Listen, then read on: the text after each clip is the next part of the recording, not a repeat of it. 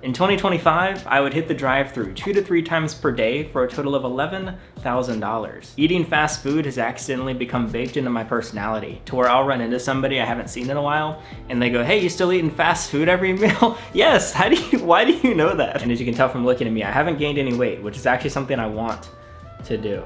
And I would argue for the most part, it wasn't from a lack of trying. I went as far as asking one of my friends to move in with me, where one of his #1 jobs here at Herp House was getting calories inside of me.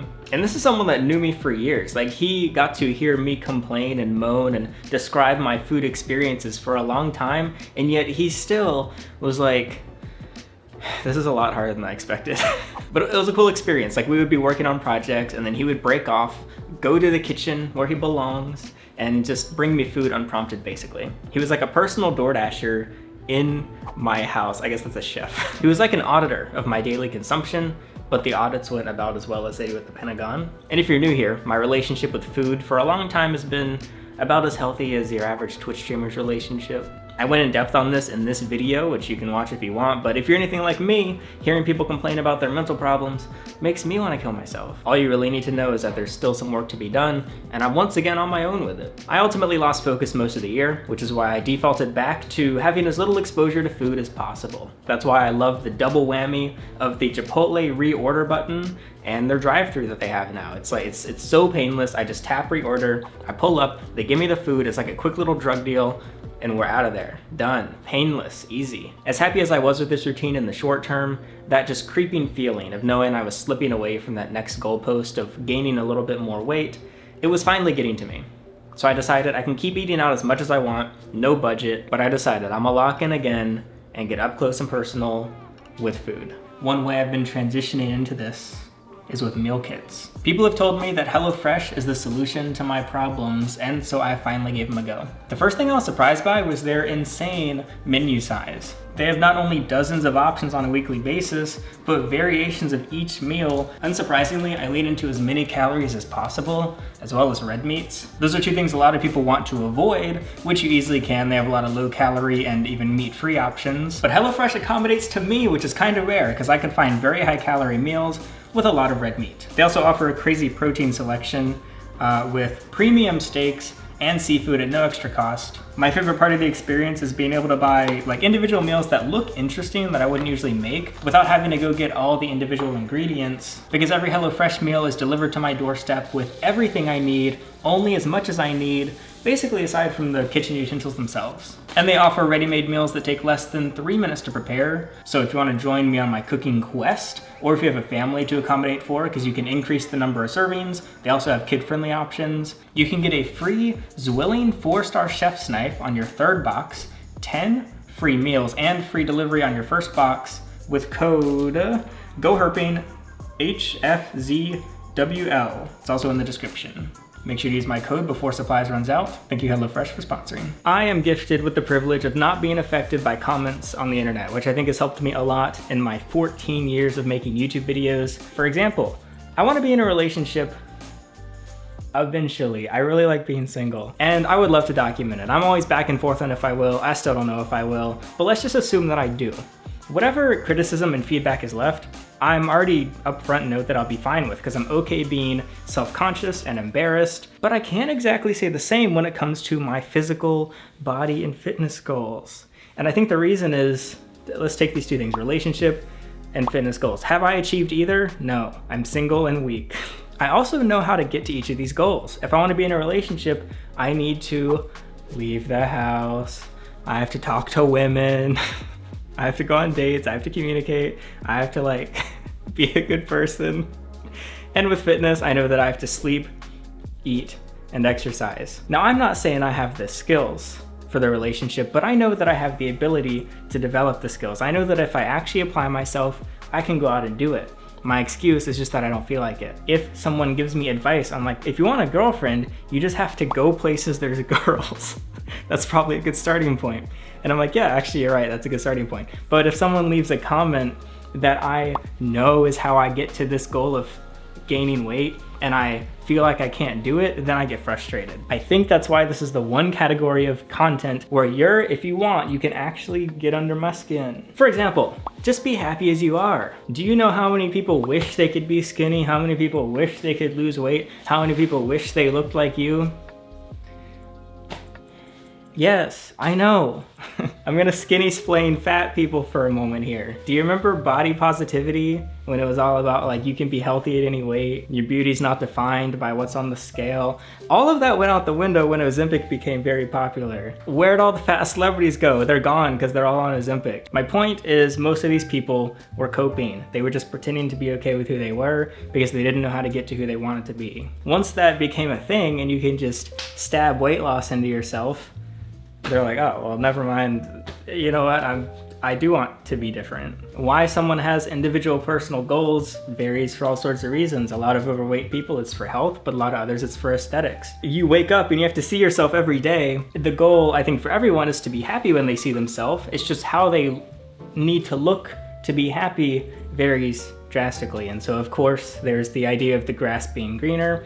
I don't think that's really the case. For the grass to be greener implies that once you're on the other side, you're then like, oh, well, this isn't anything special. But it's not very common that I meet someone who is overweight, who then loses weight, is then like, oh, I regret this. I never should have done it. If they regret it, they can just eat a bunch and go back to being overweight. And the same thing with someone who is, say, skinny or just out of shape, and then they develop a bunch of muscle. Usually what happens is they fail to maintain the muscle because they age or they fall off the wagon of exercising. They're like, man, I used to be so big and strong or whatever. But I'm still skirting around the main point of this comment, which is that in my specific instance, I can maintain this weight for the rest of my life and be maximally healthy and achieve all my other goals and be fulfilled and satisfied and die with no regrets as I am, and yet I'm still trying to achieve something extra. Why? I mean, does it matter?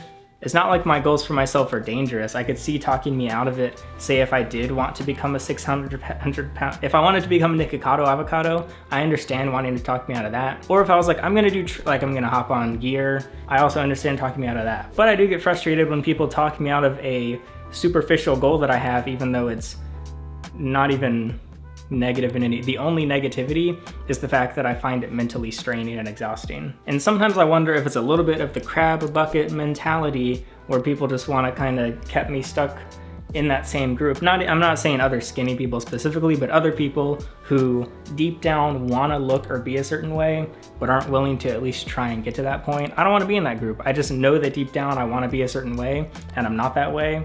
And so I'd rather not be convinced otherwise. The next comment, you have body dysmorphia. No, I don't. I'm currently in a caloric surplus. I'm trying to eat extra to gain weight. However, if I looked the way that I am right now, and I was purposely in a caloric deficit to lose weight, then I think it's fair to question, okay, maybe Alex has body dysmorphia because he's trying to lose weight even though he already has a very low body fat. That is seeing an image of yourself where you don't actually look like that. This is how I look, and this is how I imagine I look in my head. I'm pretty confident that how I see myself is rooted in reality.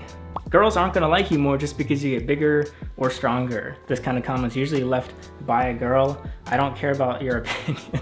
Also, it's pretty common knowledge at this point that the fitness community as a whole, whether it's online or offline, it's like 95% guys. What are fitness videos? It's a bunch of guys watching other guys get all sweaty with their shirts off. It's a pretty gay community. Now I understand, yes, obviously a lot of people are like, I wanna get a girl, I gotta hit the gym, whatever. I think that's actually a fair assessment. I do think that bettering yourself physically, not even purely from a attractive visual standpoint, but just from the standpoint of dedicating yourself to something and doing something that's hard to achieve that not many people achieve, is like, that actually, I think that does make you more attractive, even if it's not a girl's aesthetic preference. But even if I became less attractive to people by achieving these goals, I don't mind, because my number one goal is how I perceive myself. I'm not saying that I don't want to appear more likable or more attractive, but it's on the back burner. It's like second to my own opinion. You're gonna gain weight as your metabolism slows down and you get older. What do I do with that information? I just sit here and wait for 10 years or 15 years, even just 5 years. I'm 25 now. My goal isn't to gain weight and get stronger when I'm 45 or 35 or 30. My goal is to get stronger and gain weight today. It's like it's an active goal. It's something that I want to see progress of each day. I don't want to just wait till I start to develop a beer belly. And to piggyback on the same comment, there's a lot of other people that are like, why would you even want to achieve that? It's gonna go away really fast. And this is 100% true. Your mid 20s-ish, maybe even early 20s is your peak. That's when you can peak. From the age of around where I am right now, it's all downhill. There's a ton of people who are over 50, over 60, over 70 years old who eventually finally get into fitness and diet, and they end up, even though they're 58 years old, they end up being the strongest, most mentally clear, most healthy and happiest they've ever been in their whole life because they finally make that transformation. But there is no denying that biology does have a peak, and I'm pretty much at that peak right now, where the longer I wait, the less of the peak I can achieve. And so it's not gonna last. It's fleeting, it's temporary. You're working towards something that inevitably is going to disappear. Everything disappears. In a small way, I wanna say it's similar to those who see me buy a depreciating asset and then are like, why are you doing that? It's gonna be worth less over time. Because it's fun. Now, there are arguments to be made against buying an expensive car. For example, if you delay the gratification, you can invest the difference in money, you can save for a rainy day, and you can ultimately get a better, nicer, newer car simply by being patient. That absolutely in no way applies to physical goals. Investing money goes up and up and up over time, and it continues to spike as you get older. Your physical body does not. Your brain fully develops around 25, and it's from that moment where you have the most mental clarity, the most cognitive ability, that your brain begins to degrade until your death on a downwards slope. Same with your physical body. There is a point to where you're the most capable, you're the most flexible, you have the least crackly joints simply by being a certain age, and then it all goes downhill. And hopefully this is obvious, but at any age you can incredibly better yourself. But also, if we're being honest with ourselves, there's a peak and I'm kind of there. Let's say within a few years, before the age of 30, I'm able to achieve all the physical goals that I had, and then I lose it a few years later. I would rather, in my older age, look back and go, wow, I built a physique that I'm never going to have again. That was actually kind of impressive, versus looking back and going, wow, at my biological peak, I didn't even try my hardest. I certainly can't achieve my peak now, and I didn't try then. Now, if you are older, 100% you should try it still. Why not? The best time to grow a tree, the best time to plant a tree is 10 years ago. The second best time's today. But this is why I get frustrated. Like, I just can't understand people that are like, they choose to avoid having ever tried than having something that's really good and really temporary. Even if I achieve it and I'm like, this is lame as hell, I don't even enjoy being bigger and stronger, at least I can then tell myself I got there, and then I learned it's not even for me, and then I just skinny maxed and turned into a twig. I want to look back at myself in my 20s and know that every single time I fell off the freaking wagon, I got back on the freaking wagon. This is turning into a motivational video. I didn't mean for it to. And no matter how hard it is for my personal self because of my own mental retardation or whatever, it would still hurt to know that I failed at something that I wanted that does come easy for other people. There's a lot of people that only like to do things that they are able to pick up quickly and that they're naturally good at. I tend to go the opposite. I have an obsession with things that I'm the worst at. So a silly example, I like video games. I don't play them much nowadays, but I got pretty into video games in different times in my life. And I usually ended up being hooked on the ones that were the absolute most difficult for me. So the first time I played PUBG, I was like, oh, I'm gonna try PUBG. I watched PewDiePie play it. I could not survive for 2 minutes and get a single kill. I played for a week and I had only gotten kills through camping. I did not understand how anyone had ever gotten good at this game, but then I see these people that are into FPSs, they get on and they just start sniping and killing and nading and winning, and I'm like, I'm so far from this. Watching other people play the game felt like listening to another language. I could not understand it. And so for that reason, I became obsessed with the game. I was horrible at the game. I couldn't stop playing the game. I couldn't stop losing the game. But every time I made even the slightest bit of progress, It was the most like euphoric feeling. I would get a kill without camping, I would nade someone, I would successfully get to the top 10, I would start to memorize the dynamics of a certain weapon, and just these little things that was totally natural and totally smooth for everyone else, but that were these really big milestones for me, and it made it just such a more valuable experience. And I think that's kind of how I partly got obsessed with gaining weight, is because it's something that comes so easy to other people. It's so natural to other people. They like a lot of people watching this, I know there's tons of you accidentally gain weight. You go on a vacation and you come back and you're like, oh shit, I'm 2 pounds heavier. If I could magically just accidentally gain 2 pounds, I would think I'm in a dream. Like I would think that God himself came down and sprinkled weight on, I'd be like, this is inhuman, this isn't even possible. The idea of achieving something that's so easy for other people, to me makes it a lot more attractive, I guess. But at the same time, I make the comparison a lot. I mention her pretty often, Amberlynn Reed, our weight loss queen. Amberlynn has been making YouTube videos maybe for as long as I have. Her very first video, I believe, was starting her weight loss journey. She started her weight loss journey like 84 times. One of the reasons I'm obsessed with Amberlynn Reed is because she is me. Okay, maybe I do have body dysmorphia. No, it's because Amberlynn Reed has a clear and defined goal that many other people achieve on a daily basis. She wants it more than anything else, and yet every single time she tries, she fails, she temporarily gives up, and then she starts over with this new elaborate plan on how this time it's gonna work out. That's literally me with weight gain. I have this one clear defined goal. I know how to get there. I don't do it. I fail, I give up for a little bit. People ask me like, why haven't you been making more weight gain videos when it's something like on Discord you talk about so much? In person I talk about it a lot. It's clearly a big part of my life. Where's the content? I make content of everything. It's because I would have an Amberlynn Reed channel. Every single month, you would see me starting a new weight gain series. Every single time I would give up, and then I would actually become a lol cow possibly. Just do steroids is a common comment. This one's not really frustrating, it's more so tempting because damn, I kind of do want to do, I won't. And that is simply because I do care about longevity. I want to live a long time. The most supplemental stuff that I do is creatine, magnesium, zinc, fish oils, and just like a regular multivitamin. I'm not going past that. The one other thing I would maybe consider is collagen. Perhaps it's a little bit more common. That's more for your joints, but my joints are fine right now. So no steroids. I think that's a bad influence for people to be commenting that. And then there are the diet recommendation comments. Just eat this, just drink that. I don't like getting frustrated by these comments because it's objectively just people giving advice on this worked for me, maybe it'll work for you, which I want to appreciate, but I just find it frustrating because I'm decades into people giving me these recommendations.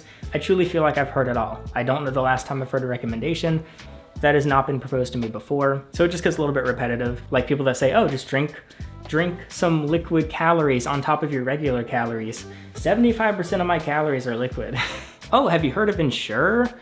I've been drinking Ensure since before I could read the word Ensure. I don't know if that's true, I don't think that's true, but I've had every meal replacement shake, whatever, and I have found things that have worked and helped me. So right now, the thing that I've had the most of is Fairlife Whole Milk. It's easy to acquire, it's easy to get down, it doesn't trigger any of my stupid, dumb mental problems, and it doesn't make me puke. It's lactose free. I don't think I'm lactose intolerant, but if I drink as much milk with lactose as I do Fairlife, I shit myself a lot. Maybe I think I made myself slightly lactose intolerant. I also feel kind of bad because just today, I actually just got back from hitting 4 different stores. I went to Lowe's Foods. Yes, Lowe's sells food. It's a different Lowe's, but it's the same. Lowe's Hardware was made in North Carolina. Lowe's Food was made in North Carolina. It's the same family of, I went to Lowe's. They were out of Fairlife. I went to Food Lion, out of Fairlife. I went to Target, out of Fairlife. I went to Walmart. They had 16 Fairlifes in stock. I bought 14 of them. I feel bad. I feel like a Pokemon scalper when I buy all the Fairlife because I know other people are looking for it. But I'm kind of willing to do anything for this. Would I punch a baby to gain weight? Because then when people are like, oh, how'd you gain weight? I punched a baby? No, I can't say that. But if they're like, oh, how'd you gain weight? I cleared Walmart out of milk and drank it all. That's fine, that's fine. It's fine. Why are you so focused on eating and gaining weight? Are you trying to get fat? Don't you want to be strong? Just exercise, just get strong. We're gonna build a structure, okay? I'm gonna build like an igloo, a herp house igloo. Look, I'm building the igloo, okay? Hey, it's been 2 hours. I'm still building this igloo. Can you see it? No. Do you know why you can't see it? Because I didn't have any building blocks. I've been building with nothing. That's exercising when you don't have any freaking building blocks inside of you. I have to put fuel to burn and to turn in to muscle, okay, or fat, whatever. Fat and muscle, I want both. I want a higher body fat, I also want more muscle. Okay, so that's when the comments of just eat more protein come into play. My doctor actually said this. He was like, why are you so focused on calories? Just eat more protein. I was like, I'm eating 125 grams of protein per day, even though I only weigh 115 pounds. That is substantially more than what you need. And he was like, all right, we'll go up to 200 grams of protein. Now this is the first place in the video I may be wrong. So in order for my body to function, it needs to recover, it needs to regenerate and replace cells and create new cells, and it also needs to burn energy. It's like the two main, this is very simplified, I guess, but like to exist, you build cells and you burn energy. Your body turns fat into energy. That's like the main source of energy. But if there's no fat left to take, if there's no more energy available, it's going to take energy from other places. If you don't eat for a while, you don't immediately just like die or starve. First, your muscles are gonna atrophy. So yes, protein is required. There's no getting around protein to build muscle. And so while I can have a really high protein diet, if I'm just focused on protein and not focused on calories as people recommend, I'm going to have a really unbalanced diet and my body's just gonna be turning protein into energy, which isn't as efficient. And it's not that healthy. Like having a high think about people on keto. That's actually a pretty good way to lose weight. But people on keto smell freaking bad for starters. Now in reality, I would have to stop eating all sugar to actually hit ketosis. I have had people tell me like, hey, have you ever considered exercising? Like I feel like you could probably get pretty big if you started to exercise. This was said to me a few times after I had been going to a group training session at a gym for months. I had been in there 3 times a week. I was constantly exercising, constantly sore. I wasn't recovering well, and I wasn't growing. So I already have this mild frustration, and then someone comes up to me and is like, hey, you ever thought about getting in the gym? Okay, that made me feel kind of bad. Was I getting stronger? Yes, but my sets, no matter how good I did, were ultimately just inefficient because the building blocks weren't there. However, a lot of what I just said is up for debate even within my own head. One day I was watching backyard cage fight videos as one does. I had it on autoplay and another fight popped up. It was 2 pretty small dudes about to beat the shit out of each other. The stats of one of the fighters popped up and he was 5 foot 5 inches tall and 115 pounds. That's me, that's what I am. And then I saw him. That's not me. He has a lot more muscle than I do. Just watching this video made me realize, okay, I am lying to myself. To believe that I can't build more muscle with the current bodily composition I have gets totally thrown out the window because of this video. I have to admit that seeing somebody with my exact attributes that is towards my goal was actually a pretty big motivator. The first thing it made me think of is something that I tend to make fun of, which is when somebody cares about specific representation in media, like wanting to see a character of a certain race or sexuality because they want to see them represented in this whatever. Like to be motivated, to feel good about yourself, you have to see someone else do it first. That's really stupid. Just do it. One comment that I will never forget, I got this comment like 8 years ago, like when my channel was starting to take off. And it was this guy, I'm gonna feel bad if he sees this, but he left a comment saying, I'm so happy to see mulatto representation in the reptile community. What? For you to feel like you can be part of the reptile community, you need to see someone that has the same racial combination as you. Like, I don't know why that irritated me so much, but it was kind of like when I get minorly irritated at the massive quantity of like interracial couples and commercials. I've seen more black and white couples on the TV than I have in all of the world ever. I think that they've hired more actors to pretend to be interracial than there are interracial couples.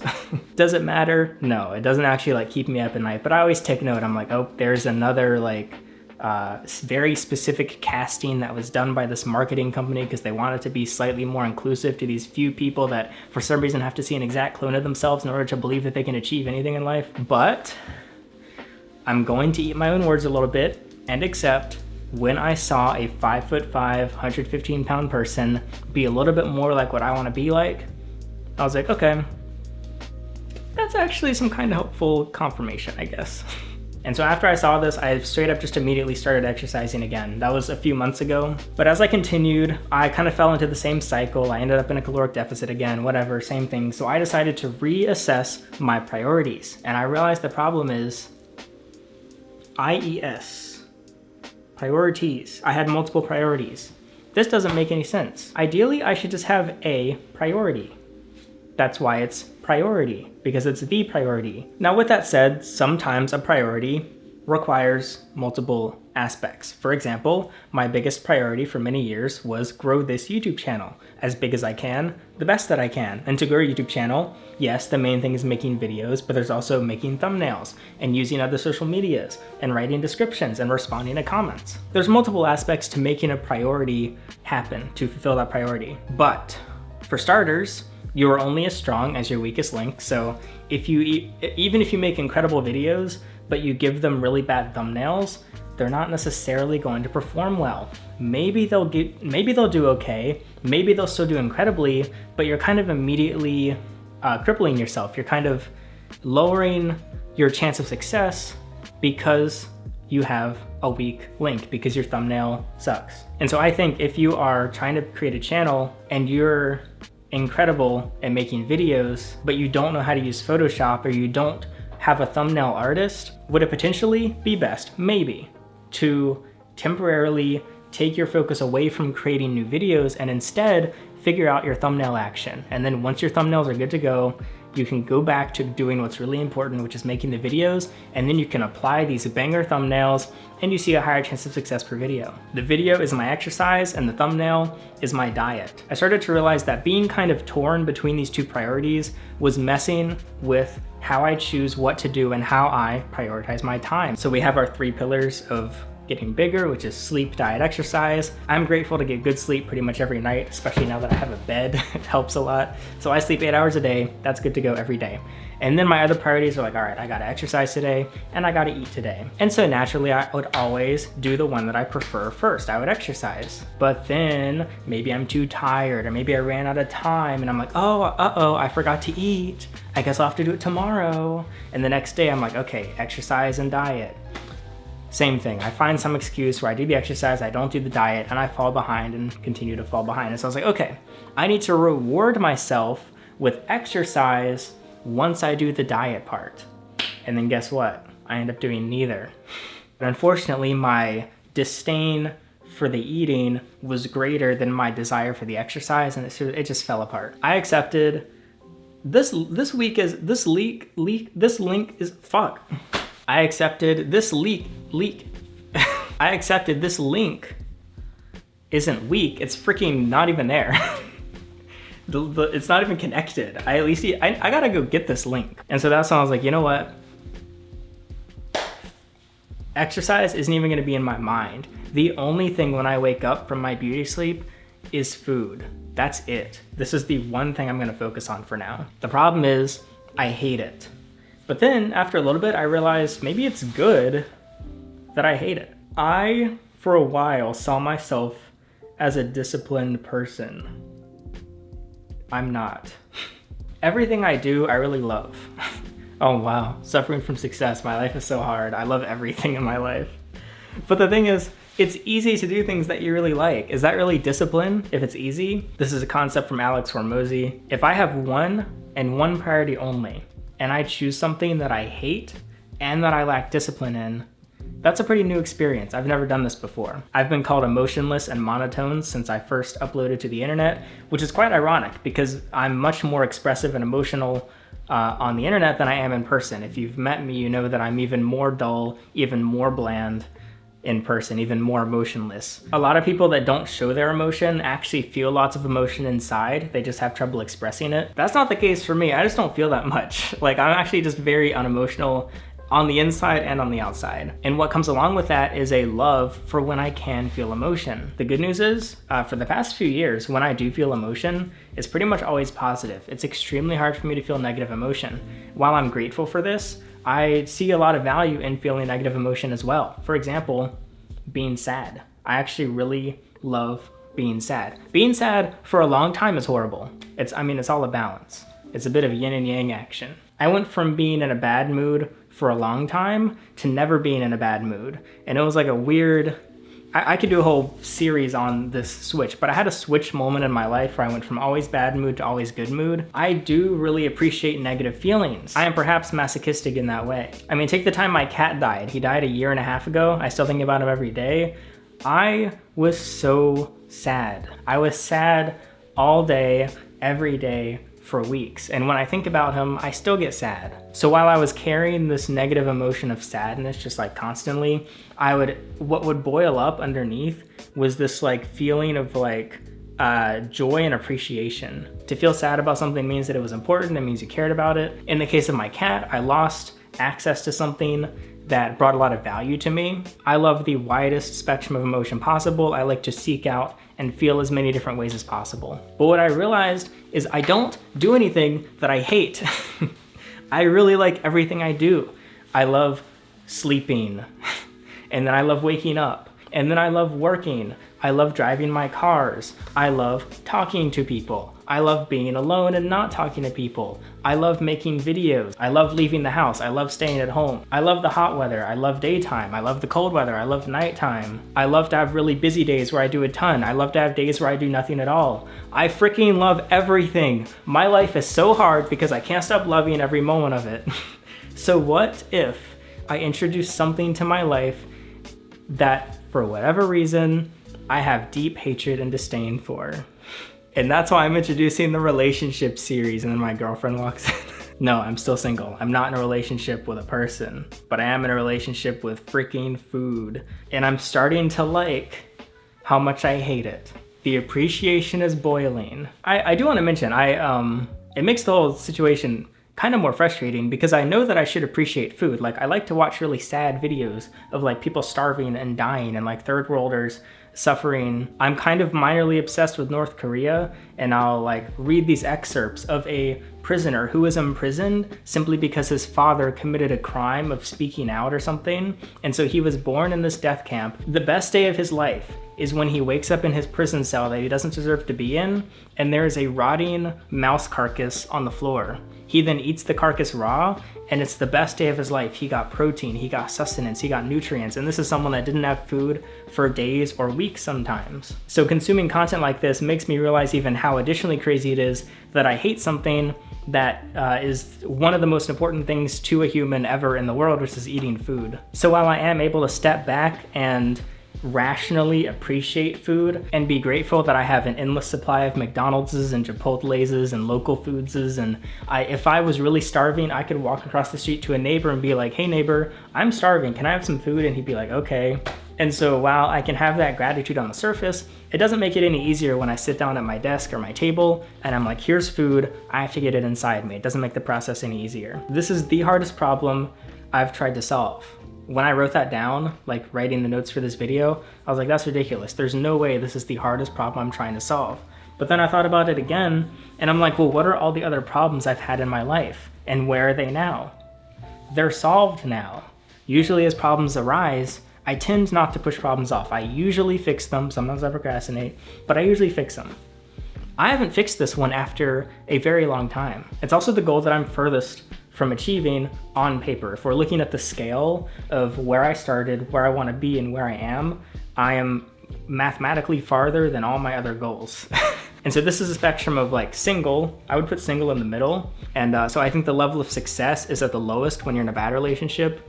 Your level of success is around the middle when you're by yourself, because it's kind of a fresh, clean slate. You don't have to get it out of anything. You're free to explore and meet people, whatever. And then total success would be when you're in a good relationship. When it comes to my goal of buying a beach house, the farthest away is simply having zero money and zero borrowing power. The success point is getting the beach house. And so while I'm not close to the beach house, I am closer to how many pounds away I am from my weight goal. It's the hardest problem that I have right now, which is weird because it doesn't sound that hard. The first month I made $10,000 in 30 days.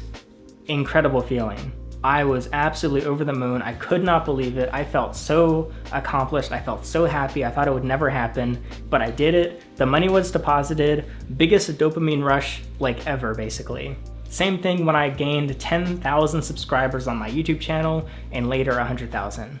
Could not believe it. But in 2023, I stepped on the scale, which had for a very long time been right at 100 pounds. And finally, after lots of pushing, it read 110 pounds for the first time ever. Me gaining 10 pounds blew both of these out of the water. Just like, it was such a crazy feeling. But here's the thing, when I earn $10,000 in a month now, I'm like, that's cool. I'm happy when I do, I strive for it. I don't hit it every month, but when I do hit it, I'm like, that's great, $10,000 this month. I'm really happy with that. But I'm not like jumping for joy, absolutely losing my mind. I can't sleep because I'm so happy about it. And in the same way, I don't remember hitting 200,000 subscribers the same way I remember hitting 100,000. I don't remember hitting 300 or 400,000.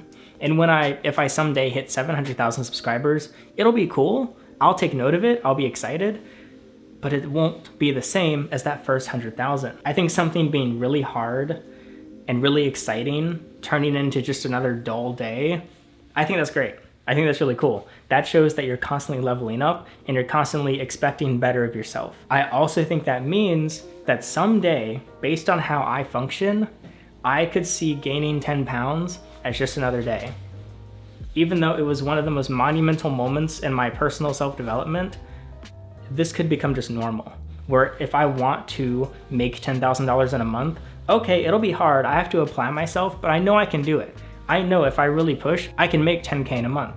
And if I can get to the point where I know if I just apply myself properly and do the right things, I can gain another 10 pounds, like we're set, I won. I'm not at that point now. I'm at the point where 10 pounds feels like a one-time, fleeting, just like miracle, fluke, that I was able to achieve and will never achieve again.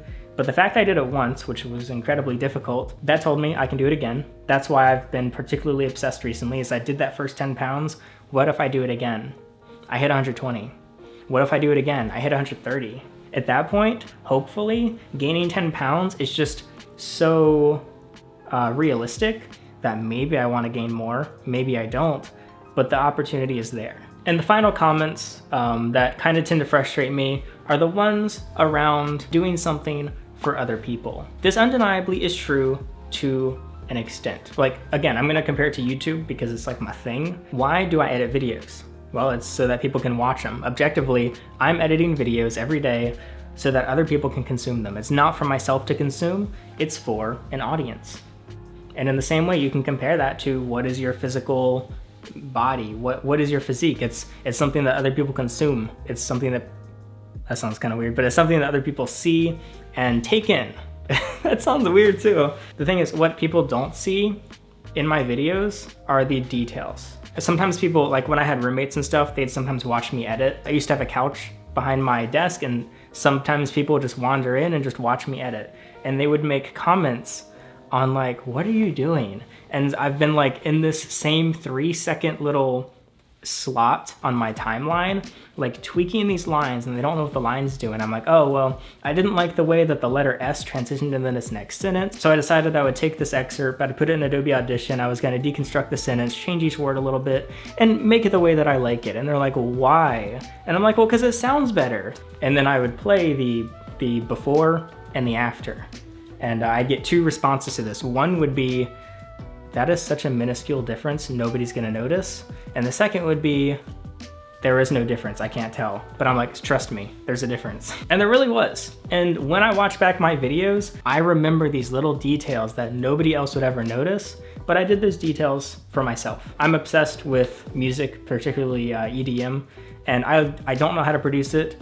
It looks incredibly difficult, but what I do love to do is watch other people make it. I'll tune in to live streams for hours. I'll watch someone edit the intro to a dubstep drop for 8 hours straight, and he'll be tweaking things that I cannot even notice in the slightest. I would say that Virtual Riot is one of the all-time most capable EDM producers ever. Watching him create music is like watching magic, but at the same time, it kind of feels like watching insanity, because he will be tweaking things that sound the same to me and I don't know what he's doing, but he's like, that's it, we nailed it. I think I just need to, just like that.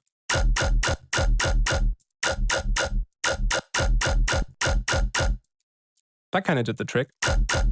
Yeah. And I realized like, oh, that's actually kind of how I produce videos, is it's these little things nobody cares about, nobody will ever know about, but when I check this timeline, when I watch it, I know it's there. For saving space on my phone. For saving space on my saving space on